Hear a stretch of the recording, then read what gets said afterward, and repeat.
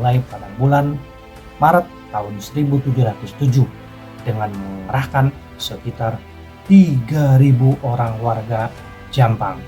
Namun rupanya warga Jampang yang dimaksud bukan warga Jampang Cianjur Selatan. Kemungkinan adalah warga Jampang Manggung di daerah Cikalong Kulon yang sekarang menjadi Kecamatan Cikalong Kulon, Kabupaten Cianjur. Bismillahirrahmanirrahim. Assalamualaikum warahmatullahi wabarakatuh. Apa kabar balat tarik semuanya? Semoga baik, sehat, dan semakin berkah. Amin ya Allah ya Rabbal Alamin. Berhenti merasa Anda begitu kecil, Anda adalah alam semesta yang bergembira. Saat ini admin akan berbagi kisah tentang satu nama taman di Cianjur yang bernama Taman Prawatasari. Kita akan bahas tuntas mulai dari penampakan sampai sejarah yang berkaitan. Oke, jangan pakai lama, gas mang. Selama ini wisata di Jawa Barat selalu berkiblat di Bandung, Bogor, atau Lembang. Kabupaten di luar Bandung dan Bogor kurang menonjol meskipun memiliki objek wisata unggulan. Seperti halnya Taman Prawatasari yang berada di Kabupaten Cianjur. Objek wisata ini telah lama berdiri sebetulnya ya. Kini taman rekreasi ini kembali naik daun karena sudah ada banyak wahana permainan. Harga tiket masuk Taman Prawatasari ini cukup murah, hanya Rp8.000 saja.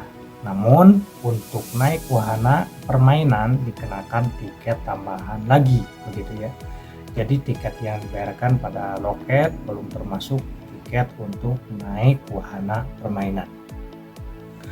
Kemudian aktivitas wisata di Taman Prawatasari Cianjur ini karena merupakan ruang terbuka hijau di Kabupaten Cianjur, jadi tempat ini didirikan sebagai paru-paru kota dengan banyak pepohonan dan aneka tanaman. Selain sebagai paru-paru kota juga dapat digunakan untuk melindungi sistem air. Keberadaan ruang hijau ini juga dapat menjadi pengikat antara elemen gedung di dalam kota Cianjur itu sendiri. Untuk memberikan ciri dalam kota dengan penataan arsitektur yang lumayan indah begitu ya. Jika dahulu taman wisata ini kurang diperhatikan sehingga terlihat tidak terawat. Tetapi sekarang taman rekreasi keluarga ini mulai berbenah dan memperbaiki diri. Tidak hanya taman tapi beralih fungsi sebagai pusat rekreasi bagi keluarga.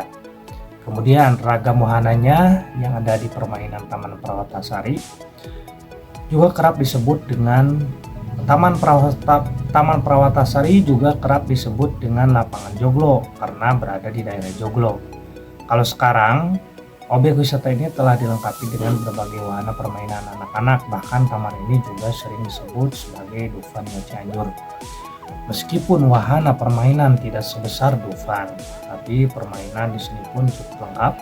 Di antaranya terdapat bom bongkar, banjir terbang, kereta monorail, gokar, dan juga wahana air, istana balon, balon air, serta wahana kreativitas anak. Untuk wahana yang dapat dinaiki oleh remaja maupun dewasa juga ada seperti biang lala, komedi puter, serta kora-kora. Tapi ingat, untuk naik wahana tersebut akan dikenakan biaya tiket wahana. Kemudian pusat olahraga. Selain memiliki banyak wahana permainan, Taman Prawatasari ini juga sering dijadikan tempat olahraga, terutama ketika bertepatan dengan Hari Nasional Indonesia. Tempat ini selalu digunakan untuk acara-acara penting tertentu. Salah satunya yaitu acara olahraga bagi masyarakat Cianjur. Kemudian lokasi Taman Prawatasari. Taman rekreasi ini berlokasi di Jalan Surya Kencana nomor 1, Sawah Gede, Kecamatan Cianjur, tentunya Kabupaten Cianjur. Kemudian bagaimana sejarahnya? Nama daripada Taman Prawatasari berasal dari seorang pejuang Cianjur pada masa pendudukan kolonial Belanda, yaitu Haji Prawatasari. Beliau merupakan pejuang yang gagah berani, sangat mumpuni dalam pertempuran gerilya melawan penjajah Identitas diri dari Raden Haji Prawatasari hingga kini masih simpang siur. Namun sejaman dengan Bupati Cianjur yaitu Raden Wiramanggala atau Raden Arya Wiratanu kedua. Perlawanannya kepada penjajah Belanda dipicu oleh kebijakan tanam paksa yang diterapkan penjajah di Cianjur, yakni kewajiban menanam pohon tarum dan menggali belerang. Perlawanan Prawatasari menurut Bayu Suryaningrat dimulai pada bulan Maret tahun 1707 dengan mengerahkan sekitar 3.000 orang warga Jampang. Namun rupanya warga Jampang yang dimaksud bukan warga Jampang Cianjur Selatan. Kemungkinan adalah warga Jampang Manggung di daerah Cikalong Kulon yang sekarang menjadi Kecamatan Cikalong Kulon, Kabupaten Cianjur. Pemberontakan Haji Prawatasari dibantu oleh Letnan Tanujiwa, seorang perwira tentara Belanda yang berdarah pribumi asal kota Bogor.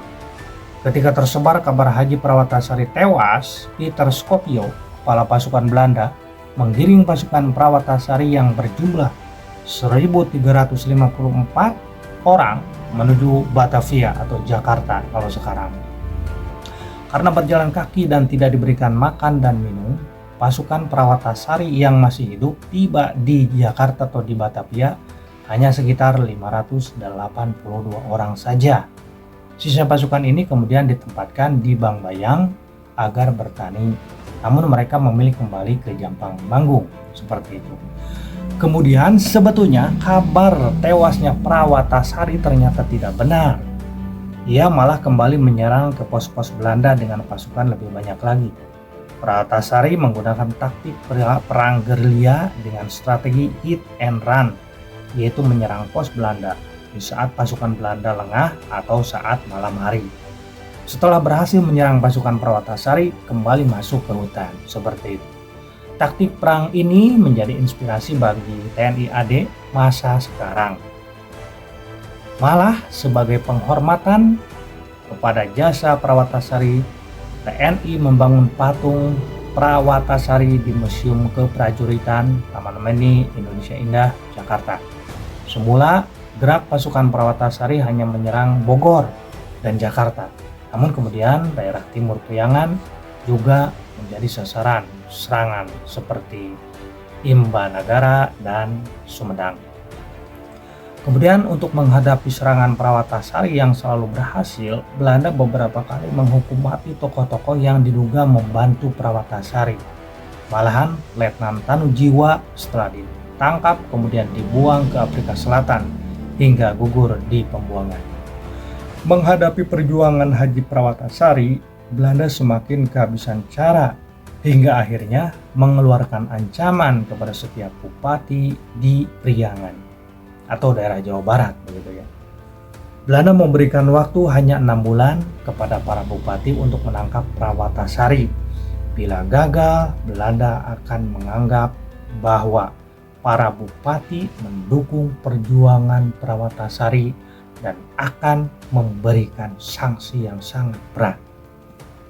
Raden Haji Prawatasari akhirnya meninggalkan Jawa Barat tahun 1706 demi rakyat Jawa Barat dan demi para pemimpin Jawa Barat. Ia menyeberang ke Jawa Tengah, namun akhirnya tertangkap di hutan Bagelen. Perjuangan Haji Prawatasari berakhir di hadapan Regu Tembak. Ia gugur di Kartosuro, Jawa Tengah pada tanggal 12 Juli 1707. Akhir petualangan Haji Prawatasari, hidup berpindah-pindah sebagai buronan kompeni. Api perlawanan Prawatasari harus padam jauh dari tanah kelahirannya. Begitu Kimas Tanu dan komplotannya diamankan ke Afrika Selatan, POC melancarkan secara gencar operasi perburuan Haji Prawatasari. Tidak cukup mengerahkan para serdadunya, POC pun menghargai kepala Haji Prawatasari dengan uang 300 ringgit. Namun tak seorang pun tertarik dengan tawaran tersebut. Sementara itu, aksi-aksi perlawanan secara gerilya terus-menerus dilancarkan oleh pasukan Prawatasari, mulai dari Utama, Bojong Lopang yang sekarang masuk Karawang, dan kawasan di daerah Priangan Timur. Ia pun sempat menyusup kembali ke wilayah Jombang Manggung dan kemudian pindah ke wilayah Bogor untuk mengganggu lagi pinggiran Batavia. Seperti itu. Kemudian situasi tersebut tentu saja menjadikan Gubernur Jenderal John Van Hoff tahun 1704 hingga 1709 berang. Marah sekali. Dia lantas mengeluarkan instruksi keras ditujukan kepada para bupati Priangan. Diwajibkan bagi seluruh bupati untuk mencegah masuknya para penjahat atau perampok seperti Prawata serta semua musuh kompeni dan kerajaan Cirebon ke daerah masing-masing. Diwajibkan pula untuk menyerahkan mereka hidup atau mati kepada Pangeran Arya Cirebon atau penguasa kompeni di Cirebon. Jika tidak mengindahkan instruksi ini, maka para bupati akan dihukum dan dipecat. Demikian menurut sejarawan Belanda F.D. Hunt dalam Priangan, The Pranger Regents Kevin Otherhead, Netherlands, Bestur, Tut 1811. Menurut sesepuh Cianjur yang bernama Aki Dadan, Prawata sadar bahwa Suruhan itu menempatkan dirinya ada dalam posisi berhadapan langsung dengan para penguasa Priangan, termasuk dengan sang kakak, yaitu Bupati Cianjur yang bernama Arya Wiratanu II atau Arya Wiramanggala. Tidak ingin menyusahkan para bupati dan rakyat yang diam-diam selalu mendukung perjuangannya, Prawata dan pasukannya menyingkir ke wilayah Kertanegara di kota Banyumas. Grup pemburu dan POC pun bergegas menuju tempat yang sekarang masuk dalam wilayah Kabupaten Purbalingga tersebut. Pada tahun 1706, sepasukan serdadu POC pimpinan Kapiten Jakarias Bintang tahun 1660 hingga 1730 berhasil memukul mundur pasukan kecil Prawatasari dari Kertanegara. Usai mengusir penjahat Raden Prawatasari dari wilayah Kertanegara, Bintang pun mendirikan benteng di wilayah itu. Demikian penuturan Valentin Z dalam Old and New Ostindie. Kapiten Bintang merupakan salah satu perwira POC terkemuka asal Manlah, Maluku menurut Z. Dia memiliki pengalaman tempur yang mumpuni, pernah bertempur bersama Kapiten Jongker, masih sepupunya di Palembang, Thailand, India, dan 2 tahun sebelum berhadapan dengan pasukan Prawatasari, Bintang dengan 500 prajurit Malukunya sempat mengalahkan pasukan Demak. Begitu mundur dari Kertanegara, Prawatasari dan pasukannya menyingkir ke Bagelen, yaitu suatu wilayah yang terletak di Purworejo. Disinilah kemudian pada tahun 1707 pasukan Menak dari Cianjur itu dihabisi oleh kompeni. Haji Prawatasari sendiri tertangkap hidup-hidup dalam pertempuran itu. Tentara kompeni kemudian membawa sang haji ke Kartasura. Tidak lama setelah tertangkap, dia pun dihukum mati. Namun, sebagian besar sesepuh Cianjur menyebutkan bahwa versi kisah ini sebagai omong kosong pihak Belanda semata. Menurut Aki Dadan, sesungguhnya Haji Prawatasari tak pernah dibawa hidup-hidup ke ibu kota Mataram tersebut. Untuk apa dibawa ke sana? Kenapa tidak dibawa saja ke Batavia begitu? Kalau memang dia bisa ditangkap hidup-hidup, ujar Aki Dadan. Para sesepuh Cianjur yang diwakili Aki Dadan percaya bahwa saat diserang di Bagelen pada tanggal 12 Juli 1707, Haji Prawatasari memilih untuk melakukan pertarungan habis-habisan. Dalam kondisi terdesak, Haji Prawatasari memerintahkan para pengikutnya untuk masing-masing menyelamatkan diri. Begitu. Haji Prawatasari sadar saat itu ajal sudah akan datang menjemputnya dan menginginkan agar para pengikutnya selamat untuk meneruskan perlawanan terhadap POC, ujar Aki Dadan. Dalam kenyataannya, kata Aki Dadan, hanya 11 pengawal yang menuruti perintah sang haji termasuk kakek buyutnya yang bernama Ayah Enggon. Sedangkan salah seorang dari mereka memilih untuk mendampingi Haji Prawatasari. Sepeninggal 11 pengawal tersebut, pertempuran pun terus berlangsung. Bumi Bagelem menjadi saksi bagaimana dua maung dari Cianjur ini mengamuk tanpa menghiraukan luka-luka yang memenuhi tubuh mereka. Haji Prawata dan pengawal terus melawan hingga mereka tumbang dan gugur dalam posisi saling melindungi di sebuah batu besar. Menak yang masih membujang itu akhirnya berlaya gugur dalam usia 28 tahun, kata Aki Dadan. Selanjutnya tak ada kejelasan kemana pihak tentara POC membawa kedua jasad pejuang tersebut. Yang jelas hari ini menurut Aki Dadan di desa Bingkeng masuk dalam wilayah kecamatan Daya Luhur Cilacap ada dua makam yang dianggap keramat dan diyakini sebagai tempat peristirahatan terakhir dua maung Cianjur tersebut. Salah satu makam yang paling besar dikenal orang sebagai makamnya Raden Arya Salim Singan, ujar sastrawan Cianjur itu. Versi mana yang benar hingga kini belum ada kejelasan.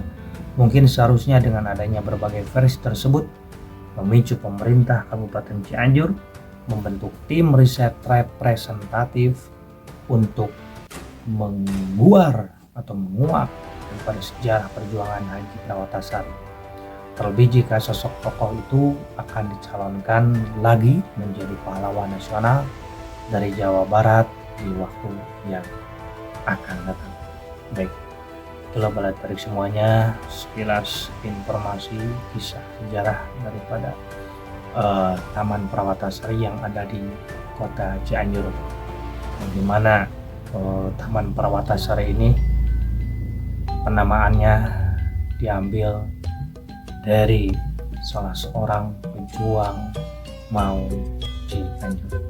Itulah bala tarik semuanya. Terima kasih telah menonton. Jangan lupa subscribe, komen, dan dukung terus channel kami. Terima kasih.